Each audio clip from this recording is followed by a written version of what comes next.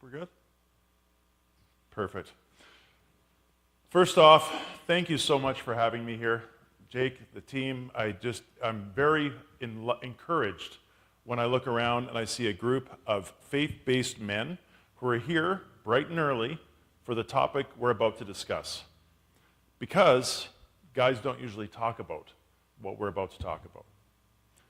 What we're about to talk about is when strength can become a weakness.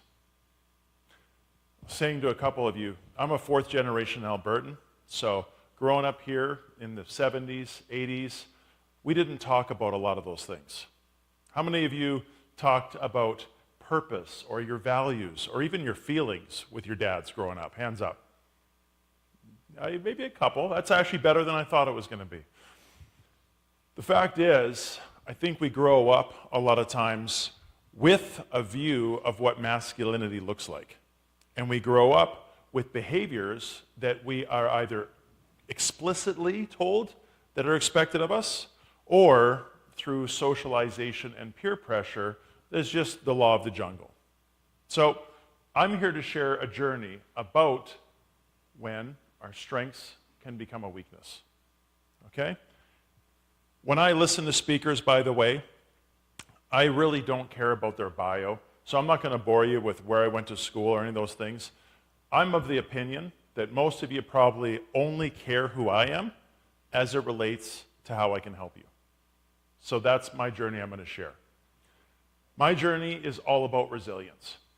So how did that begin? Well, I grew up, as I mentioned, in Alberta, Calgary specifically, and I was a really skinny kid. I was a perfect target for bullies. I was bullied a lot. And I remember in grade 3 moving, a lot of times when you supplant a kid from their roots at that age, they're like, no, do we have to move? I couldn't wait. Could not wait. First day of grade 3, standing in line to get in school, I met my next bully. It was bad enough that by grade 5, I had a knife in my parents' kitchen and I was very seriously considering it. That's where it got to. Didn't stop there either. I picked on a lot. I started picking up weights around grade 6. And not because I was passionate about sports or because I had immediate plans of playing football. It was basically to deal with my bullies. And I remember it wasn't just physical bullying. A lot of it was, torturing and making fun of.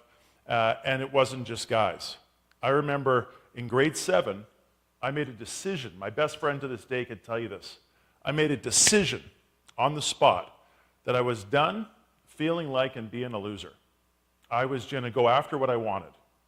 And it wasn't long after that, I decided there was this cute girl at school I wanted to ask out. She caught wind of that. And as I approached her, basically in front of the school, not a good plan, she ran away in front of everybody. That was a tough one. My next bully was about grade 7, and by that time I had started lifting weights, and I may have tuned him up in front of the whole school, and that was my last bully. Not saying that's how you should deal with bullies. That's how I did deal with my bully. By then, this was the late 80s. This was just my start. But it's worth sharing because we are formed by our experiences. We have to learn how to unwire our wiring, our psychology, if we want to learn anything. Otherwise, we live our whole life without challenging our beliefs, our biases, our preconceived notions. So, my foray into personal development started really in university. At this time I was playing football, and football was my first passion. It kept me out of trouble. It prevented me from smoking when I saw a lot of people smoking after school. It kept me from doing a lot of drugs or drinking a lot when I saw a lot of other people doing that. Football was plan A. However, in my second year university, I was tackling a guy and my head went the wrong way and I almost broke my neck. I was in traction for a week. I was on a machine that was kind of separating my head from my body, trying to lengthen my spine to rehabilitate. And what do you know? I'm in my street clothes at practice one day, and one of our coaches came up to me. I was a linebacker. I was known for being a hard hitter. And he said, "What happened, man? I thought you were a tough guy." So being 19 years old, what do you think I did? Next day, full pads, go at it again. And I almost broke my neck again. So that is as far as I can put my head back. Now I'm pushing 50. This was when I was 19. Okay? My insecurities stuck with me. And my football was done. The good news about that was that when one door closed, another opened. Going from a skinny kid who had to learn how to put on muscle and then learning how to rehabilitate all kinds of injuries, it actually made me a pretty good fitness trainer. And so that was my first real career, and I started my first business that way before I even considered that I might be an entrepreneur. I loved it. I was very passionate about it. But it wasn't happily ever after. See, growing up in Alberta, I played with a lot of farm boys, and I picked up a bad habit of chewing tobacco. Of all the things I've tried, that was the one thing that I truly became addicted to. And I was a hypocrite. As men, we don't really share a lot of times what's bugging us, what's going on. Sometimes not even to our wives. And so I kind of gave this, I guess, persona that everything was good. I looked healthy because I worked out a lot, but I still had some demons I was battling. It got bad enough that I actually, when I moved to Vancouver, it just kind of, the road ended. My whole journey at that point was work hard, get ahead. It's not a horrible plan, but that was it. It was work hard, get ahead. And eventually, I realized I had no goals, I had no plan, I was working hard, not knowing why, I was broke, I was addicted, and the place I was living was too expensive. I had to get another apartment, and it wasn't available for a month. So I slept for work for a month, rolled up some exercise mats. Everybody thought I was a hard worker, first to arrive, last to leave. Technically, that's true if you don't leave your workplace for a month. However, the fact is, I didn't share my struggles. I had a lot of them. That was my rock bottom. See, I'm a coach. And when I tell people that my purpose, the reason I'm on this planet, is to lift other people to their potential, that sounds like a Hallmark card. That sounds like exactly what you expect a coach to say. But when I share that I had contemplated ending my life and that I was living 0% of my potential, now, when I'm on borrowed time, trying to squeeze the last drop, as Jake said, with living while I'm alive, right? We don't know when our time is coming. I'm passionate about trying to live the best life possible and help others do the same. It all came from that experience. Now, my story's not all doom and gloom. There was a lot of good things that happened. From that rock bottom, I knew right away I had to quit chew. I had to get some goals. I didn't even care what they were. One of my goals was run a 10-kilometer race. I don't even like running. I'm 240 pounds. Running hurts. But I needed to do something, right? And what I found was by having goals, I had trajectory. We have a saying when it comes to personal development that sometimes direction is more important than speed. You can go fast, but if you're going somewhere that doesn't really matter to you, then you're kind of like, what's the point? So having goals, having a purpose really started to move my life in a positive direction. Okay? I mentioned I'm a person of faith, and I think you need faith when you're at your rock bottom. You need to believe that there's a better tomorrow ahead for you. You need to believe that God has a plan for you. You need to believe that if I just put one foot in front of the other, the journey that I cannot see will unfold and it'll be worth taking. And I truly believe that. And it's helped me through some pretty dark days. I ended up moving back to Calgary through a lot of ups and downs. Was fortunate enough to be able to buy into a company, and we were acquired shortly after. Did okay with it. Certainly not retirement money, but get a house and start to build a life kind of money. All looked good. However, at the tail end of my fitness career, I was really kind of burnt out, and I didn't know what I wanted to be when I grew up. I had kind of gone to wit's end in a career. Then most people, career length average was 3 years. I spent 18 years in health and fitness. I didn't know what I wanted to do next. I went through a bit of an existential crisis. And guess what?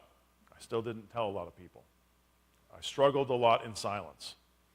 And one of the reasons I'm sharing this with you is because for me to figure out what to do next took me a long time, and it didn't have to. Time is money, as you all know, and it's not just money. Time is our most precious and valuable resource. You can't get time back with your kids if we're too busy working all the time. You can't get time back with your wife if we're too busy working all the time. And I wasted a lot of time struggling unnecessarily by not actually reaching out earlier. But I did find my purpose once again. It was actually the same, lifting people to their purpose. It's just that my mechanism, how I fulfilled my purpose, changed because I had gotten burnt out in my career. So I found it and I thought, okay, I'm back. Great. Launching this coaching business, all is right in the world. I love what I do. I truly do.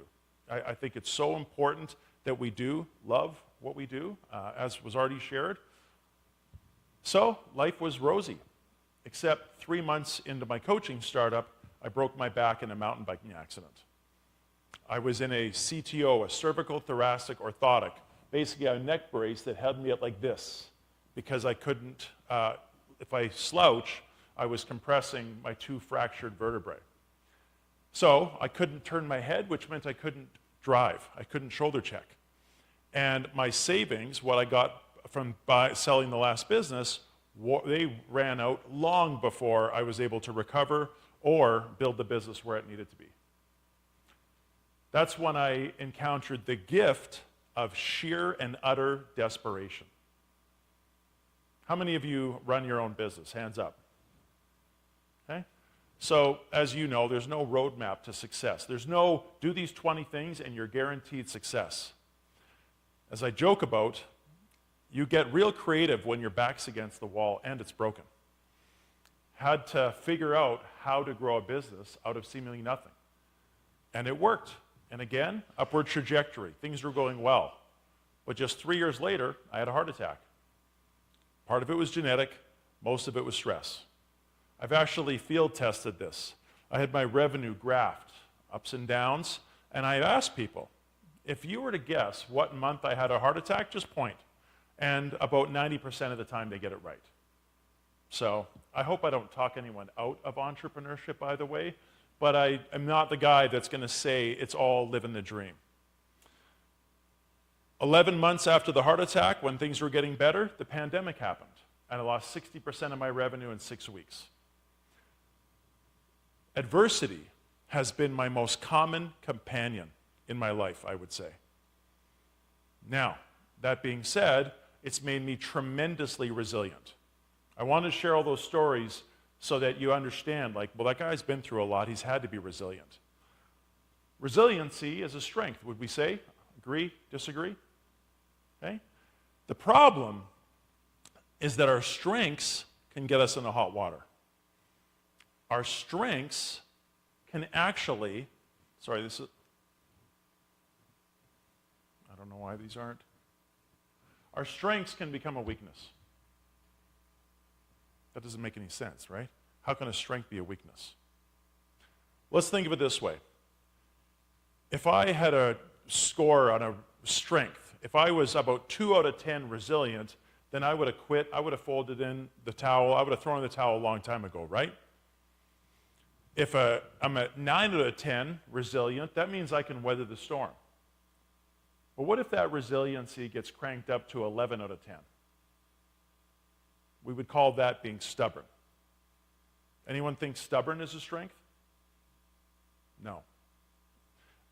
Sometimes it's good to not listen to doubters if you have real faith in yourself, but usually stubborn means we're unwilling to listen to anybody, no matter how wise they are. We're unwilling to consider another point of view. Let's look at other strengths. What do we say? Confidence is a strength? Yeah, absolutely. It takes confidence to lead a team. It takes confidence to go after your goals. Confidence is a great strength. What do we call it when we take confidence and crank it to 11 out of 10? What do we call that? Arrogance, cockiness, right? Full of yourself. Is that a strength? Of course not. It's not a weakness, it's a misapplied strength. And we could do that with any strength. Humility is a great strength. But if someone's too humble, they become self-deprecating. They actually erode trust. We believe this person doesn't even believe in themselves. We can overdo any strength. And there are 4 ways we do it, by the way. Okay? In personal development, we have a saying that a hammer makes a terrible screwdriver. Okay? You can misapply a strength. My strength of resilience is not always the best strength, the best tool to pull out of the drawer. Sometimes a situation calls for collaboration, not resilience. It's not time to run through a brick wall if I need to gather the best ideas of the room, right? So we can misapply a strength, the wrong context. Another is intensity, cranking it all the way to 11 right out of the gates. Oh, man, right? Instead of trying to weather the storm, it's stubborn. Instead of bringing confidence, it's arrogance. So intensity, we can turn its strength up too high. Another is duration. We turn it on and we never turn it off. And finally, repetition or frequency. It's, oh, there we go again. Same thing. You basically become a one-trick pony. Okay? So our strengths are not weaknesses, but we can misapply our strengths in ways that actually have negative consequences. As I say that, how many of you reflect and go, oh man, yeah, I have a couple of go-to, and it sometimes gets me in hot water. You don't have to raise your hand, but is that, shaking heads, I see a few people that's registering with. So the key here is to understand our strengths, is to learn what they are. Because all of us have more strengths than we realize. There's a wonderful tool called Core Strengths, and basically it's an assessment you can take, and you'll find out what archetype you are. I'm sure you guys have done stuff like this before, Myers-Briggs or True Colors or what have you. But Core Strengths, what I love about it is the theory, the rigor that's gone behind the assessment. And Dr. Tim Scudder, who is the owner of Core Strengths, their research is rooted in the fact that strengths are simply behaviors chosen over time. I'll say that one more time. Strengths are behaviors chosen over time. In other words, we can get better at anything. It's a skill. Our behaviors that we choose are rooted in our values. Okay? What we believe to be right or wrong in the world, what we believe to be just, what we believe to be good, our values and our faith dictates our actions. You agree or disagree? Okay? So what we believe is what our beliefs inform what actions we'll take in any given scenario. If someone is hyper-competitive, they will compete to win in every situation. If someone's highly collaborative, they'll gain the wisdom of the group in any situation. One of those is not right or wrong. It depends on the individual, and it should depend on the context. Point is, our strengths are an extension of our values because we choose them as the situation dictates. However, if we're not aware, we don't know how many options we have. Hands up if you know your core values. If you've done the work and you can say, drop of a hat, these are my 2, 3, 4, 5 core values. Hands up. Okay? Saw a couple of hands. That, I would say, is pretty representative when I go and talk different places. Everybody has values, by the way. Every single person in this room has values. We all have a moral compass. The fact is, most of us have not gone through the exercise to say, what are the fundamental values governing my behavior? Which means our values are acting mostly subconsciously. And if our values are acting mostly subconsciously, then that means when it really matters, we're acting in a reactive way. Our subconscious brain acts faster than our conscious mind. We act before thinking, it feels like, right? And so when it really matters, our behavior, the actions we take, the strengths we choose, we do so without even being aware. All that to say, that's how our strengths get us into trouble, is because we've already chosen our behavior before we've thought about it, because it's come from a deep, innate place. Now, as I mentioned, we all have more strengths. When we can become aware of deeper strengths, we can actually have more of a portfolio of decisions, of strengths, of behaviors, of strategies. It took me a long time to realize what Calvin already said earlier, that vulnerability is a strength. All those times I thought I had to do it myself, all the times I thought I had to run through a brick wall, there were very smart people in my corner who could have helped. Very caring people in my corner who could have helped. I am not good at asking for help. It's something I'm working on. Part of me would rather help others than ask for help. Hands up if you feel the same. You'd rather help others than ask for help. Okay? We feel maybe we're burdening people. When's the last time you asked someone for help and they're like, oh man, besides moving or borrowing your truck again, but when you really needed help, when's the last time you asked someone who you really cared about and who cares about you for help and they're like, come on, man. Chances are they greeted that request with an enthusiastic yes and a smile. If people care about you, they want to help you. And if we are always helping others, what we forget, other people are looking for an opportunity to reciprocate. We haven't even given them that. That's the missed opportunities that go along with stubbornness. That's what I didn't realize. My resiliency was blocking out all kinds of opportunities to be of service and to let other people be of service because I was stubborn. Vulnerability is a strength. As Calvin talked about, trust, we can have our trust abused. Yes, we can.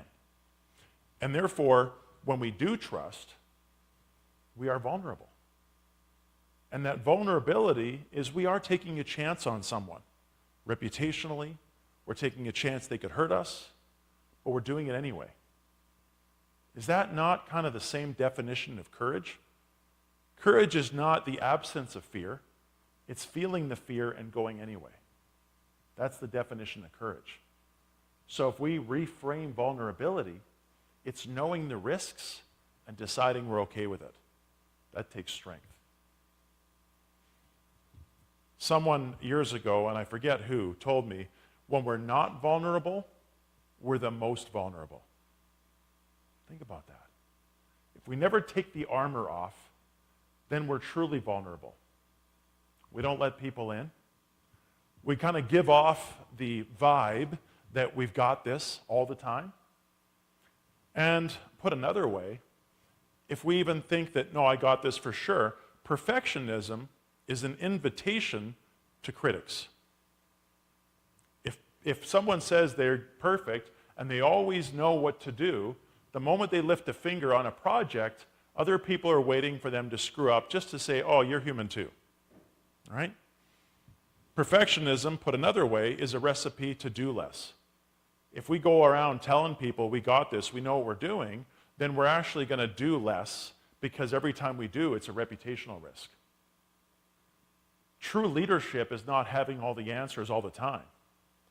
True leadership is actually stepping up when we don't know what to do, when we don't have the answers. True leadership is relying on the team, saying, guys, I need you. I don't know how to do this. The best leaders today are rarely experts in the specs of what they do. Their team is smarter. Their team are better at their operations or sales or marketing or finance, whatever it is. But leaders have a vision, a purpose, and they know how to communicate in ways that galvanizes the group. And that requires vulnerability. I'll share a real quick story. When I was in fitness, because of that turnover, I probably had to hire over 300, close to 400 people in my years. Okay? That's a lot. And what happened was when we did hire people, they a lot of times wanted, like, how do I get a raise? How do I get ahead? How do I build a career for myself? So I found myself a lot of coaching, funny how I ended up where I did. But a lot of it was more like, here's a roadmap. And early on, that's what people wanted. But over time, they responded less and less to a roadmap. Because I thought, well, I've been doing this a long time. You're new. You've got goals. I can help you get where you want to get to. That's how I thought about it. But see, success has a way of alienating people. It really does. Success is not a universal human experience. Adversity is. Most of us project success. And what I mean by that is we look around and we assume other people are happier. We assume other people are doing better financially. We assume other people have better marriages or relationships or better behaved kids, whatever the case may be. We tend to have this kind of inaccurate view, looking at ourselves, looking at others. But adversity, we take our own failures personally. Everybody has failed. Might have been a business failure, might have been a relationship failure, maybe multiple of both. We've all failed. We understand that experience. So when I switched my strategy, instead of here's how to get from point A to point B, I started hiring people and say, listen, the only reason I'm in leadership is because I've made a lot of mistakes. Here's a bit of my career journey. I'll take people for coffee, share a snippet of what I've shared with you all this morning. And we talk about trust. I was blown away by how quickly trust was developed when I started sharing my screw-ups. When I started sharing my successes, or here's how to get ahead in the business, didn't develop any relationships. Not at all. When I started sharing my screw-ups and how I learned, people shared theirs. And I was always careful to say, share whatever you're comfortable. This doesn't have to be an equal exchange. After all, when you're the employer, there's an imbalance sometimes. People would tell me all kinds of things. Their divorce, their struggles with alcohol or drugs, the demons they battled. And I'm still friends with a lot of them today. Amazing how trust was built when I started sharing. Vulnerability is strength.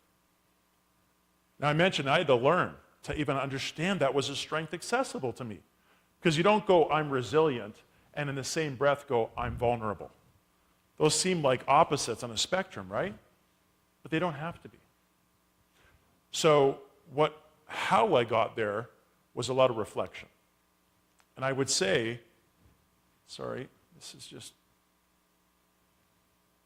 technology is rarely my friend, gents, I apologize. There we go. Self-awareness is the start line of great leadership. The more aware we are of our strengths, our gaps, our purpose, why we're here, our vision, then we can truly go places. I've been, as I mentioned to some of you, an entrepreneur through 9 different ventures since 1998. I've had a lot of failure and a few wins, okay? The economics of business are rarely what leads to these amazing stories you hear about. It's the founder was too stubborn to quit, in a good way stubborn, not a bad way. They had faith in themselves, unshakable faith. They had unshakable faith in the Lord. They had unshakable faith that if they were doing good things and kept working hard enough, long enough, good things would happen. Okay? Self-awareness is the start line of all leadership and of all great, even founders. All great relationships. We have to know what we bring to the table, and we have to know how we impact others in less desirable ways. And then we can address our gaps, and we can leverage our strengths. This is how great businesses are formed, how great relationships are formed, even great communities, right? When we can surround ourselves with other people who bring strengths where we have gaps, that's how great teams are formed. Self-awareness is the start line, and there is no finish line. That can be seen as either overwhelming or that can be seen as positive. I'm not going to say that no matter what you do, it's not enough. That would be the overwhelming side. I'm going to look at it as the positive. No matter how good your life is, it can always get better. No matter how many people you've helped, there's always more people you can help. No matter how much joy you've experienced, there's always more that you have not experienced in life, places you've never been, right? Even if it is places you've been, we can see for the first time through a fresh set of eyes through our children or grandchildren, right? There's always more we can do. Our potential is something that we'll never fully achieve, by definition. The closer we get to it, we actually raise the ceiling. I love that about potential. Not that it's unattainable, but that our fate is not fixed. I believe God made us on purpose, and I believe He made us in a way that we can actually get better over time. Through reflection, through effort, who we surround ourselves with. So, no finish line is a good thing when we think about our lives, our journeys, and being of service. Okay? With that being said, no one goes it alone. No one makes it anywhere by themselves. No man is an island, right? It's okay not to be okay. If I were to go back in time, if I were to meet my former self, my younger self, I would pull that young man aside and sternly say, ask for help. You are too smart to be this dumb, thinking you got to do it all on your own. Also, if you want to achieve goals with any sort of speed, get help. There's an old saying, if you want to go fast, go by yourself. If you want to go far, go with a team. And if we have big goals, we need a team. We need people who help us along the way. For one of my books I wrote, I was fortunate enough to interview a lot of leaders from all different kind of walks of life. And one of them, I'll never forget, a guy by the name of Sonny Melendrez. He's in the Rock and Roll Hall of Fame. He's in the Texas Radio Hall of Fame. And he lives in San Antonio, and the San Antonio Community Center is named after him because he's raised over $100 million for great causes, mostly locally. He's got the best philosophy, and I chose this picture for a reason. We're always trying to level up in life, right? If we're breathing, if we're still here, we have more to accomplish. So we're always trying to level up. And there are always people who can help us level up. So in a way, we're reaching up to our mentors, to our guides, people that can help us get to that next level, right? And God bless them, they are willing to pull us up through their wisdom, through their support, whatever the case may be. However, while we are being pulled up by others who believe in us, we have a responsibility, this is what Sonny believes, to pull others up along the way. We don't have to wait till we make it to help other people. Where you are right now, in this moment, in your life, other people aspire to get to. Sometimes it doesn't feel like that. Sometimes we're going through a tough time. But the tough time you're going through, other people would wish they would be in your shoes. My mom has an old saying, if everyone in the world got together and threw their problems in a pile, chances are when you look around, you'd want your own problems back. I believe that. And so as we are looking to level up, remember, everybody has something to give. Your time, your treasure, your talent, there's something you can give to people, and it's our moral duty to do so. As we seek to level up, there's things within you, each of you, that can help others. And for that reason, maybe your greatest adversity is a gift. I'm a big believer, as I mentioned, adversity is a universal human experience. We all have faced adversity. Maybe it's different, right? But your own personal hell, the worst thing you've gone through, it didn't just scar you. It actually maybe gave you a gift. Now, I'm not a therapist and I'm not going to psychoanalyze it, but if we reflect back on our toughest journeys, chances are when you were going through it, you would have paid good money if someone else could have helped you through it. And now, you actually have that capability with others. When you're going through a really tough time, you become more resilient.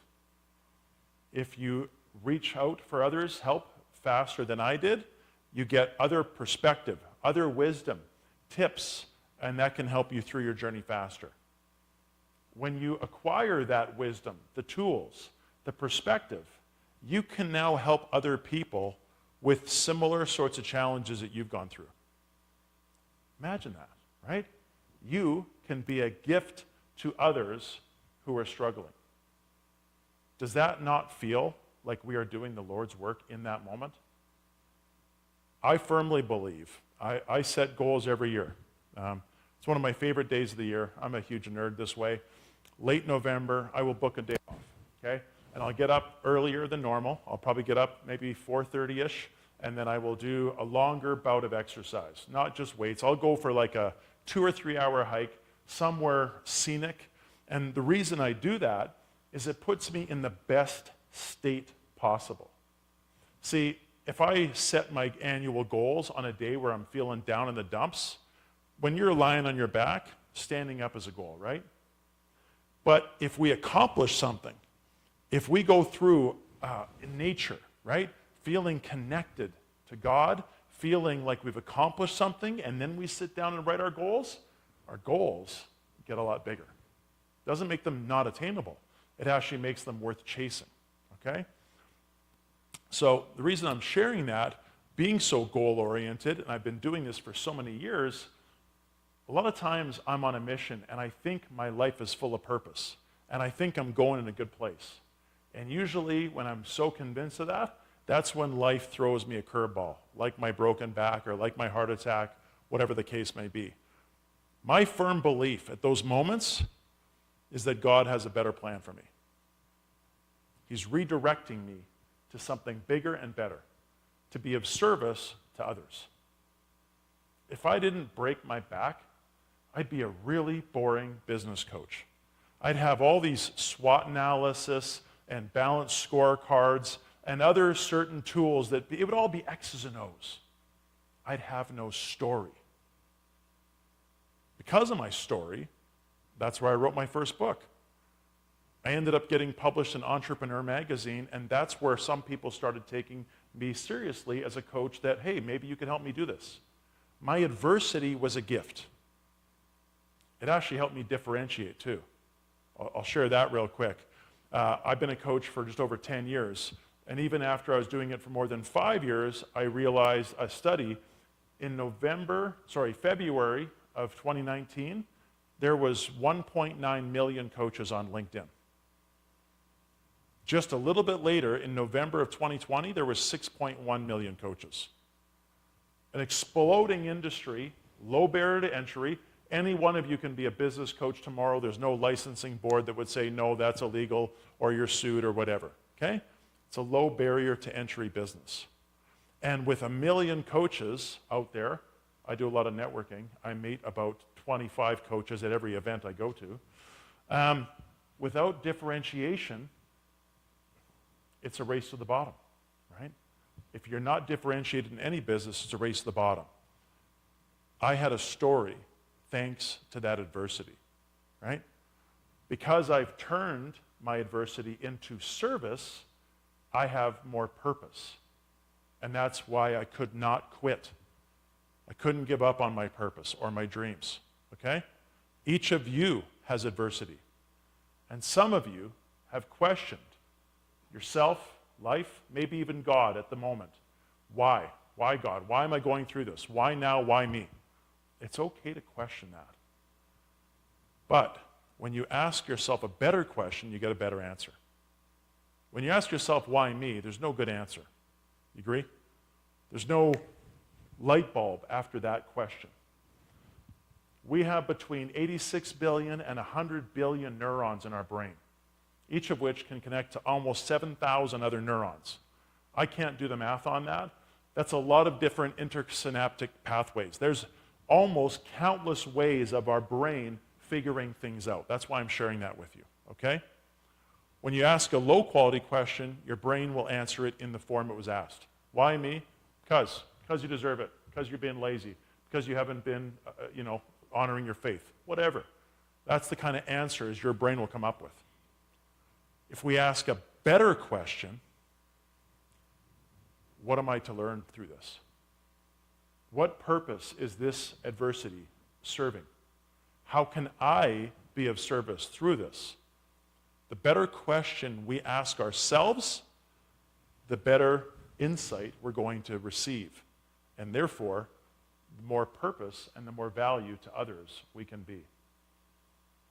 It's the quality of questions we ask ourselves because, as Jake said, none of us are getting out of life alive, right? We're all going to die at some point. So the question is, what do we do between that future date that we don't know and this moment right now? I believe you're all here for a reason. And I believe if my story can help you at all, that you are going to go on and help more people. And collectively, we will have an incalculable web of positive impact. And that's a very inspiring thought to me. Now, I'm happy to remain for questions with the time we have. I know we're less than 20 minutes until we got to be out of here. Some of you have a hard stop, a tea time, I'm told. I'm jealous. I don't think there are golf courses open in Calgary yet.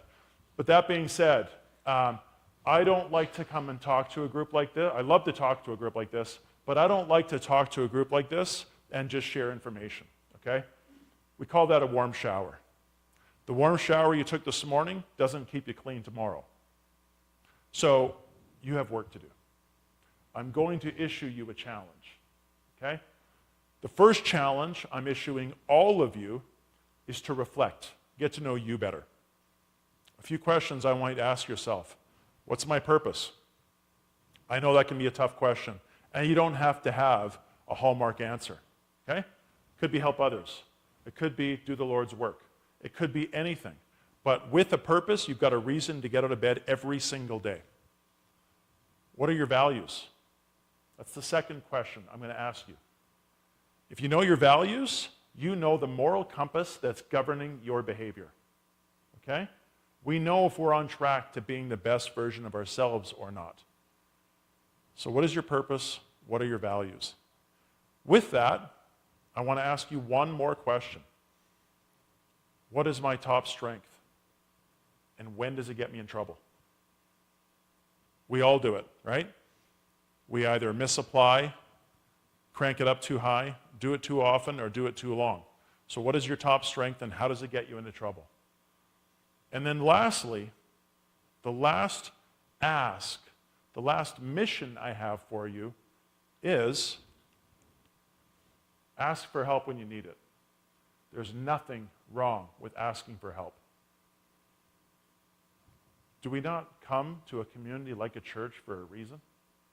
Do we not have friends for a reason? Do we not invite people into our lives for a reason? If someone else was struggling in your circle, would you not want to know about it so you could help them? Well, then the same goes for you. If there's someone you care about that you wish they would speak up, then you have an obligation to speak up when you're struggling to the right person in the right way. And when you can be the help, be the help. Okay? You don't have to share your most intimate stories or your deepest secrets, but you can share the wisdom that you've acquired through your challenges. If nothing else, you can lend an ear. Sometimes you don't need any answers, but listening goes a long way. And so, you all have work to do, but I'm encouraged that you came here today to even learn about this topic that a lot of guys aren't leaning into. Real men are doing the hard work, okay? Avoiding it, that's not real men. We've all kind of grown up around guys that don't be a you-know-what if you're not drinking or if you're not doing whatever, okay? Being a real man is looking within to how to get better and helping others do the same. And gentlemen, with that, I will open for questions, and I want to thank all of you for making the journey here today. I hope it's been worth it. Thank you.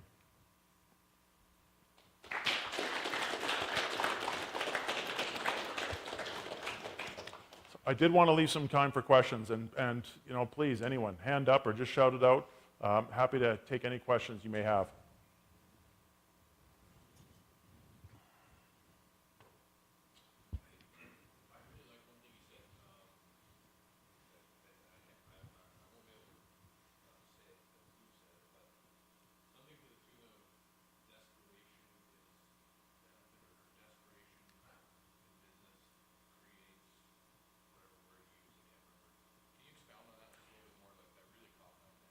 Absolutely. That was when I was at one of my lowest points in business, when after I'd broken my back, and it was the gift of sheer and utter desperation. So basically, at that moment, I had my credit card was maxed. I was over my allowable overdraft limit.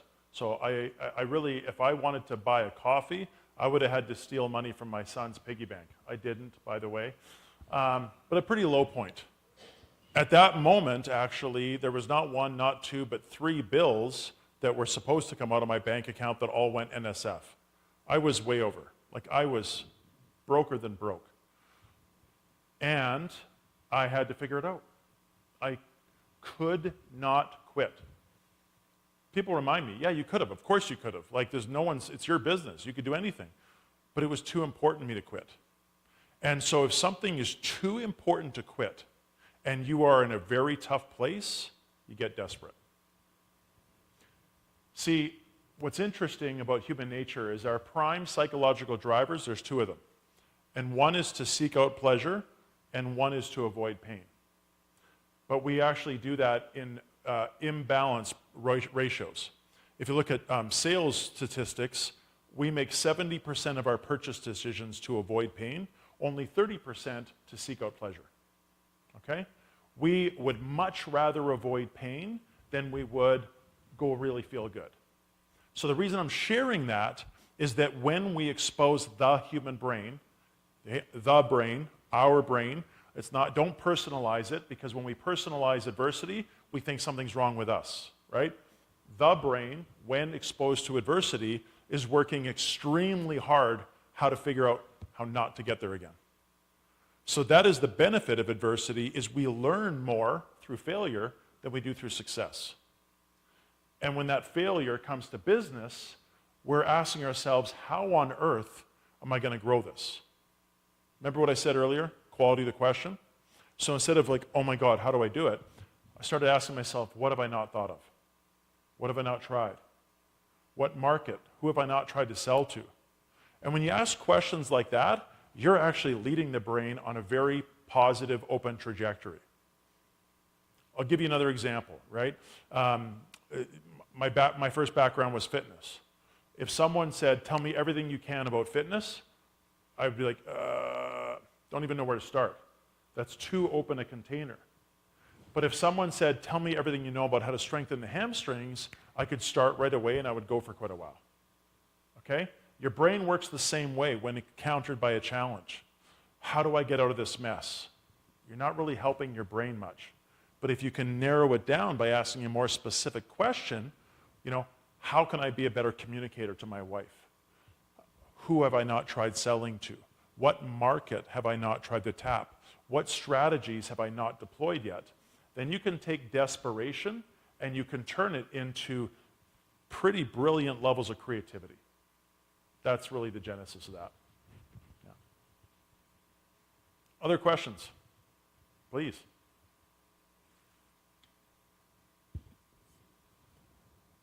Was that a question in the back? Oh, no, sorry. Okay. I just saw a hand move.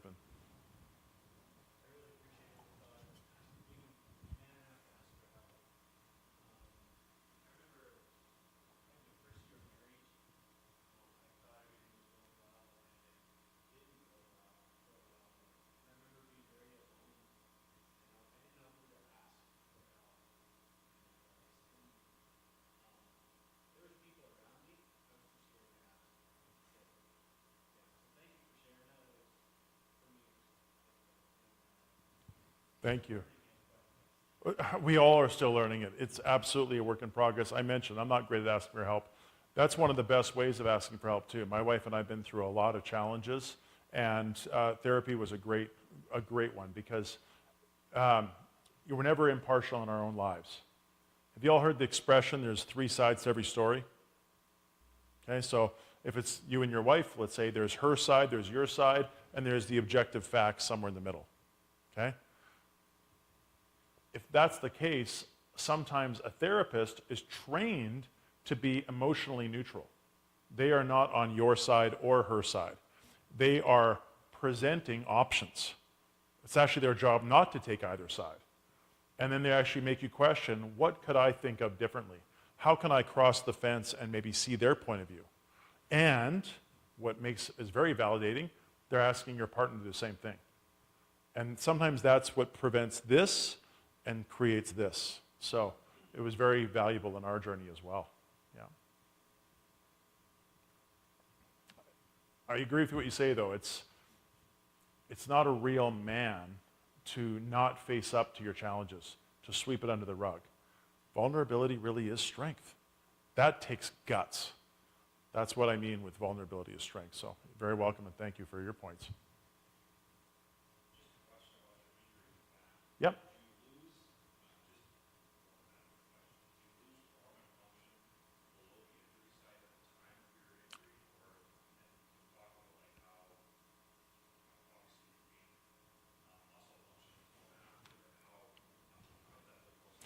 Yeah, I thought I was paralyzed. I couldn't move. And in fact, after the fact, I actually met with the board of directors where it happened.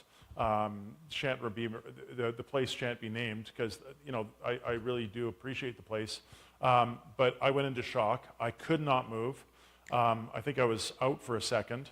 And one of my first thoughts was, okay, how am I going to do this fatherhood thing like from a wheelchair? Because I'm the one that takes my son camping. I'm the one that taught him how to ride a bike, how to use an axe safely, all these kinds of things, right? And in that moment, that was one of my first thoughts. It didn't get better, by the way. It was mismanaged because it was basically teenagers working at this mountain bike park. I'll never forget this. This is pretty humbling. I've already broken my back, although I didn't know it at the time. And I hear over the radio some kid say, first he goes, that didn't look good. I'm going to go check on that guy. And he's radioing down. He goes, I got a middle-aged man here lying here. He looks pretty hurt. I'm like, F you, kid. He was right. I mean, technically, I was middle-aged at the time. I might be on the back nine now. But yeah, basically, they also gave me the option to mountain bike down the hill by myself or get carted down.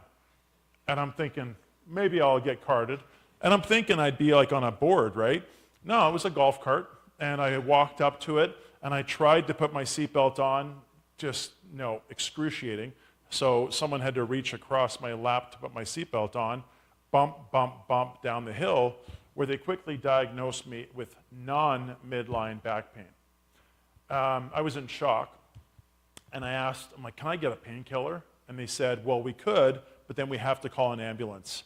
And this is, again, a teenager, right? So take this budget into account. They said, but if we do that, I have to, you have charge for it, and it might be $350. That part I didn't really hear as much, but as an entrepreneur, I didn't have any benefits or any of that, and I just think, oh, I'm on the hook for this. So $350, I'd be like, call the thing.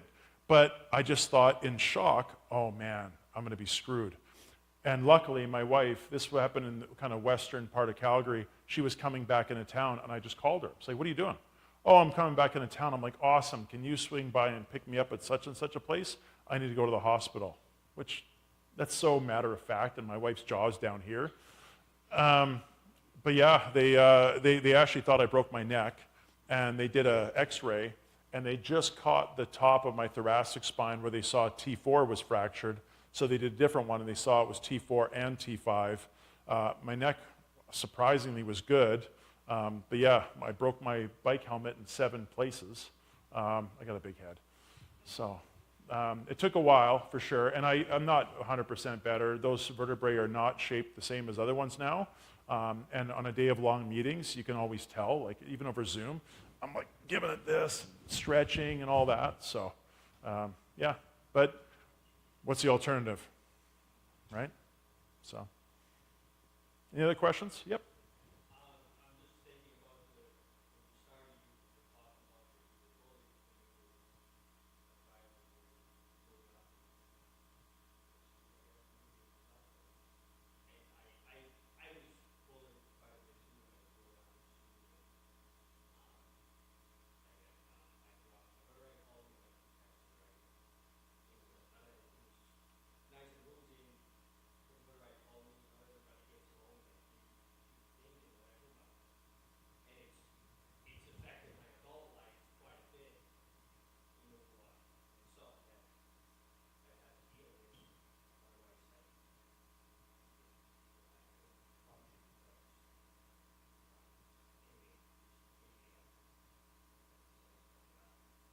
First,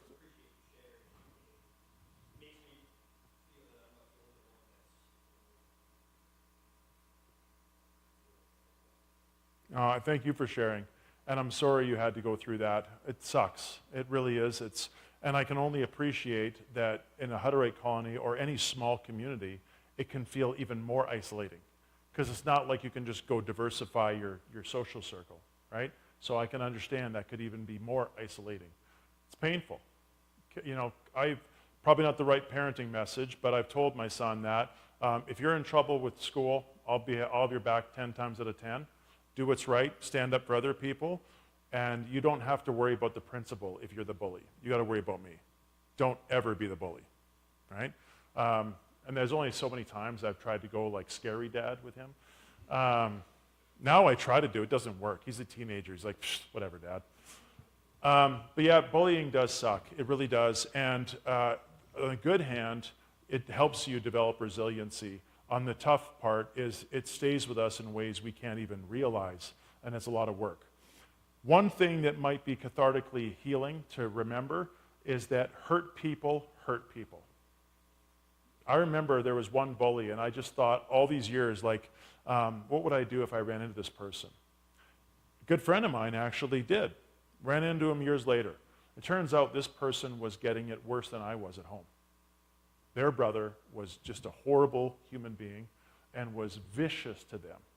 And so they would come to school and they would take me down a notch just so they didn't feel so horrible about themselves. Does it make it right? No. But it helped me understand that this was not a cool kid who was just being a jerk. This was someone who was really hurting, even worse than I was, and that's why they did it. That doesn't take away what happened to you, but someone who bullied you was actually threatened by you. They saw your character, perhaps, your integrity, maybe your sense of humor, maybe other people that liked you and appreciated you, and they were threatened by that. So when you think about your bully hurting you because of the good things in you, then I hope that reminds you of who you are and helps you lean into those things and not lean into the getting bullied, but the fact that it was someone hurt who chose you as a target because you were a threat to them. I hope that helps in some small way. Good, good. Any other, sorry?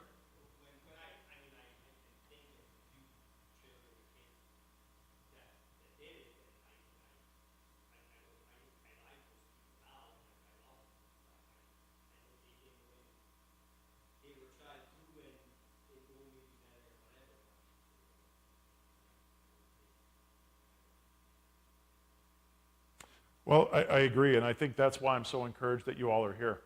Pink Shirt Day, I don't think that does a whole lot at school, right?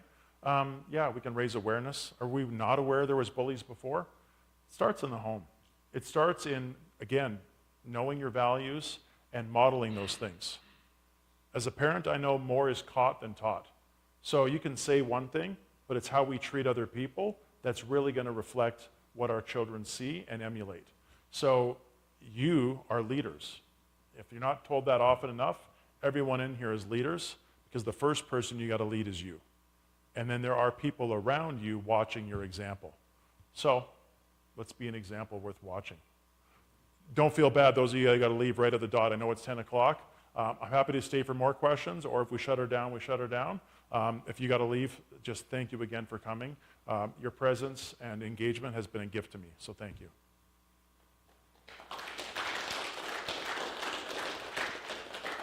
Any other questions, or should I?